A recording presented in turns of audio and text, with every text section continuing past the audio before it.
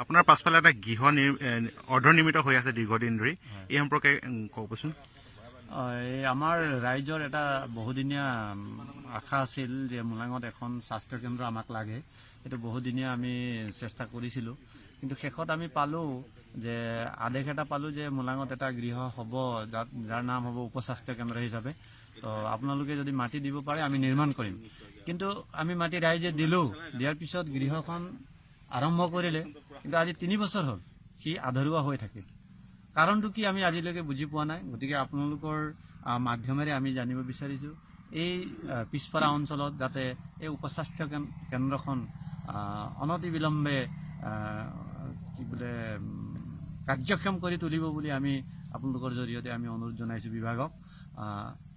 আৰু যিগৰাকী ব্যক্তিয়ে এই গৃহখন বনোৱাৰ যি দায়িত্ব লৈছিল, সেই দায়িত্বটো কিন্তু আধৰুৱা হিচাপে তেখেতে থৈ গৈছে। ইয়াত কিন্তু আমাৰ এটা সন্দেহ উপজিছে, কাৰণ এইটো পূৰ্ব চৰকাৰৰ দিনতেই এই গৃহখন নিৰ্মাণৰ কাম আৰম্ভ হৈছিল। আজিলৈকে সম্পূৰ্ণ নোহোৱাৰ কাৰণটো কি আমি জানিব পৰা নাই।